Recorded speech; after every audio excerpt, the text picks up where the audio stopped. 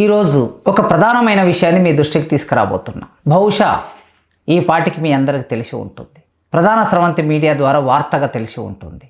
కడుపు మండి కోపం వచ్చి రైతులు మళ్ళొక్కసారి తమ ఆవేశాన్ని వెళ్ళగక్కారు, వ్యక్తం చేశారు.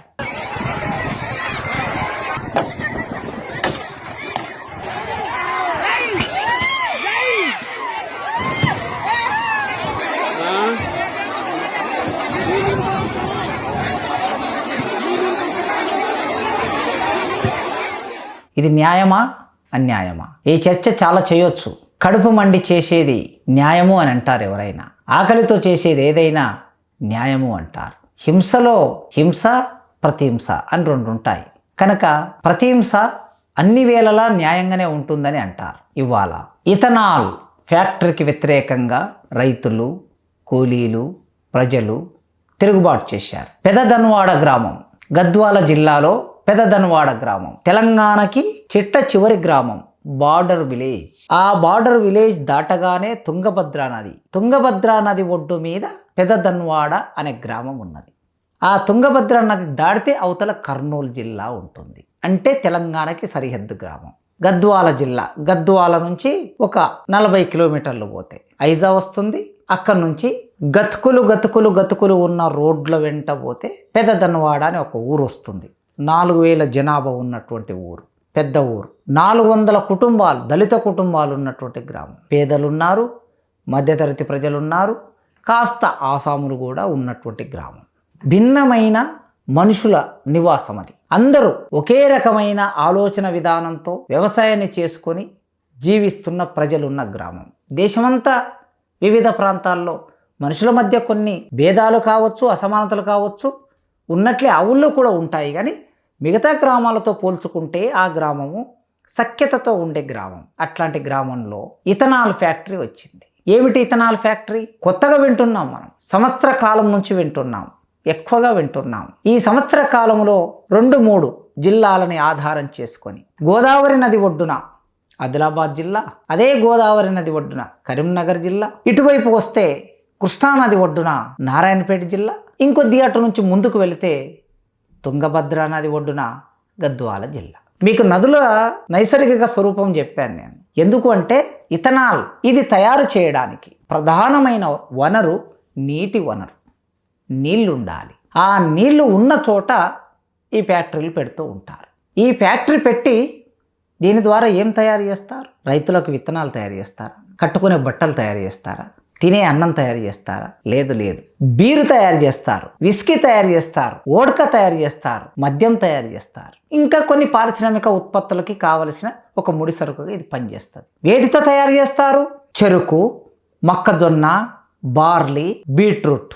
ఇవి పంట పండాలి. చెరుకు పండాలి, మొక్కజొన్న పండాలి, బార్లీ పండాలి, బీట్రూట్ పండాలి. ఇవి పండాలంటే సారవంతమైన నేల ఉండాలి.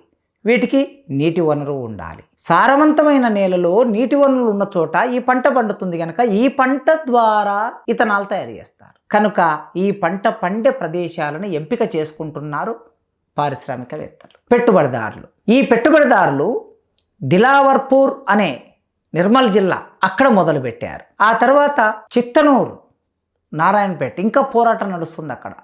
సంవత్సర కాలం నుంచి పోరాటం నడుస్తుంది. చిత్తనూరు ప్రపంచ దృష్టిని ఆకర్షించిన గ్రామం అది. రైతులు చేస్తున్న పోరాటానికి ప్రపంచవ్యాప్తంగా మద్దతు లభించింది.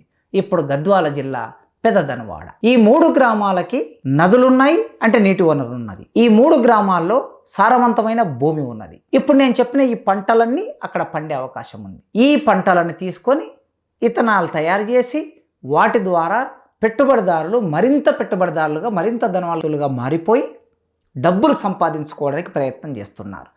మరి ఈ ఫ్యాక్టరీ వలన నష్టం ఏమిటి? ఎందుకు వ్యతిరేకిస్తున్నారు రైతులు?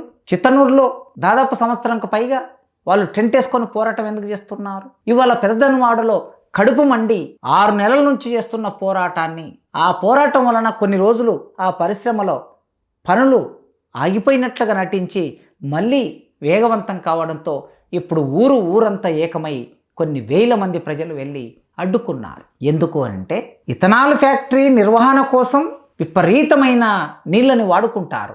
అంటే తుంగభద్ర నది నీళ్లను మొత్తం వాడుకుంటారు. ఆ నీళ్లను వాడుకొని ఉత్పత్తి అయిన తర్వాత ఆ ఉత్పత్తి అయ్యే క్రమంలో ఏ పరిశ్రమ అయినా సరే ప్రపంచంలో ప్రతి పరిశ్రమ కాలుష్యాన్ని వెదజల్లుతుంది. ఆ కాలుష్యం బయటికి రావటం మూలంగా అది భూమిలోకి ఇంకుతుంది. భూమిలోకి ఇంకటం మూలంగా నీటి భూమి పొరల్లోకి ఇంకిపోయి తిరిగి మళ్ళీ మనం బోర్లు వేసుకుంటే ఆ బోర్లలో ఆ కాలుష్యం ద్వారా నీళ్లు మనం తాగవలసి వస్తుంది. తర్వాత ఆ భూమిలో పంటలు పండించుకోవడానికి అనుకూలమైన పరిస్థితి ఉండదు. ఆ తర్వాత దాది గాలిలోకి వ్యాపిస్తుంది. ఆ ఫ్యాక్టరీ ద్వారా వెలువడే పొగ ఇతరత్ర గాలిలోకి వ్యాపించి ఆ గాలిలో ఉండే సాంద్రత, అంటే మంచి గాలి మనకి ఇవ్వవలసింది అందుకోవాల్సిన మనం చెడు గాలిని పీల్చటం వలన అది మన శరీరంలోకి వెళ్ళి ఊపిరితిత్తులని ఇబ్బంది చేస్తుంది. ఫలితంగా ఏమవుతుంది?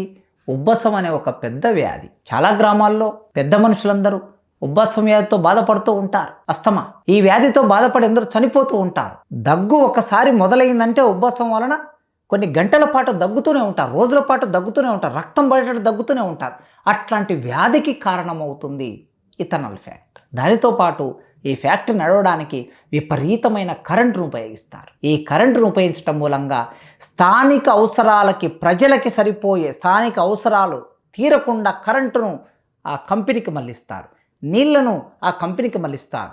ఈ పంట అంటే మొక్కజొన్న, బార్లీ, చెరుకు, బీట్రూటు పండించడానికి భూములను మొత్తం కంపెనీకి దారదత్తం చేస్తారు.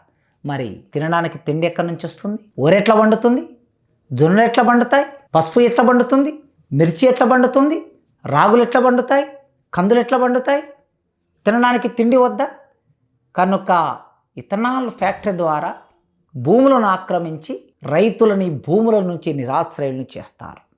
అంతేకాదు 4,000 మంది ప్రజలు నివసిస్తున్న పెదదన్నవాడ గ్రామం, చిత్తనూరు గ్రామం, దిలావర్పూర్ ఇవన్నీ కూడా అక్కడి నుంచి ఆ ప్రజలు అనేక వ్యాధుల బారిన పడి ఆ గ్రామాలను వదిలేసి నిరాశ్రయులు కావలసిన పరిస్థితి కూడా ఏర్పడుతుంది. అభివృద్ధి వెలుగు నీడలు. మనము అభివృద్ధి చూడడానికి అలవాటు పడిన వాళ్ళము.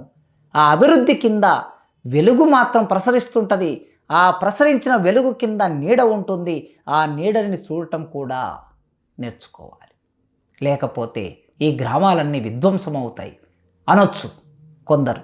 ప్రశ్న వేయవచ్చు, పరిశ్రమలు లేకుండా, పెట్టుబడి పెట్టకుండా దేశం ఎట్లా అభివృద్ధి చెందుతుంది, తెలంగాణ ఎట్లా అభివృద్ధి చెందుతుంది అనొచ్చు. ఖచ్చితంగా ప్రతి దేశానికి పరిశ్రమలు అవసరమే, పెట్టుబడి అవసరమే.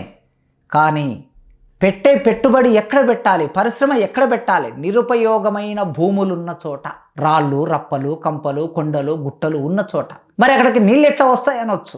ఎక్కడి నుంచి ఎక్కడికైనా నీళ్ళని తీసుకెళ్ళొచ్చు. ఇంత డబ్బు పెట్టుబడిదారుల దగ్గర ఉంది కదా, ఈ డబ్బును ఖర్చు పెట్టి ఒక 100 కిలోమీటర్లను కూడా పైప్ లైన్ వేసి నీళ్ళని తీసుకెళ్ళొచ్చు.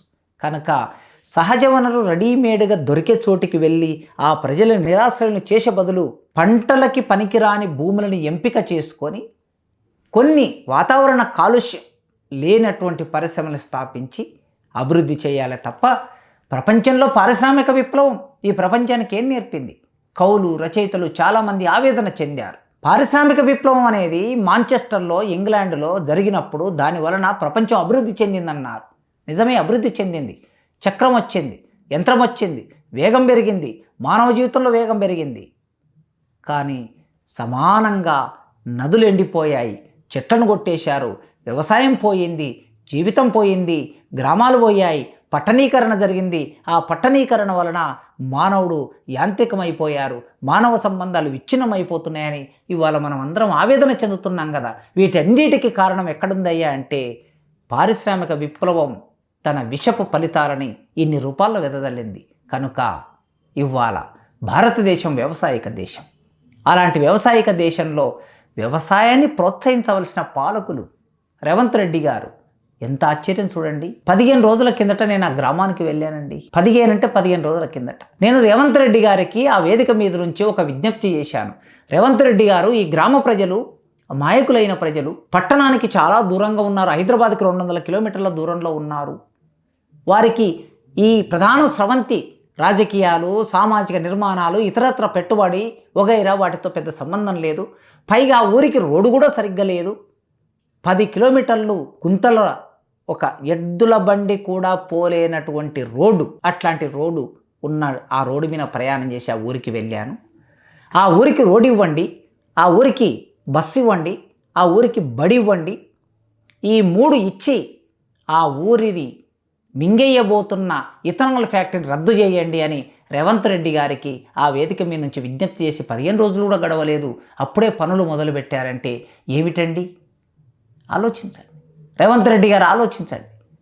ఆ ప్రజల కడుపు మంట. మీరే నిన్న జూన్ 2వ తారీఖు నాడు ఒక గంభీరమైన ఉపన్యాసాన్ని ఇచ్చారు. తెలంగాణ ఎందుకోసమో ఏర్పాటు చేసుకున్నాం. ప్రజలు, విద్యార్థులు, నిరుద్యోగులు, కవులు, కళాకారులు, రచయితలు, సకల జనులు రోడ్డు మీదకి వచ్చి పోరాటం చేసి తెలంగాణ సాధించుకున్నారు అని చెప్పారు మీరు. కేసీఆర్ గారి మాట ఎక్కడ తీయకుండా చెప్పారు. నిజమే మీరు చెప్పింది. ప్రజలు పోరాటం చేసి తెలంగాణ తెచ్చుకున్నారు. అలాంటి తెలంగాణలో సమానత్వం, స్వేచ్ఛ, సామాజిక న్యాయం ఉండాలి, దానికోసం ప్రజాప్రభుత్వం పనిచేస్తుంది అన్నారు. సామాజిక న్యాయం, ప్రజాప్రభుత్వం, స్వేచ్ఛ పెదదన్వాడ గ్రామంలో మీరు చెప్పిన 3 మాటలకి అర్థం లేకుండా పోయింది కనుక ముఖ్యమంత్రి గారు వెంటనే ఈ విషయంలో స్పందించాలని కోరుకుంటున్నాను.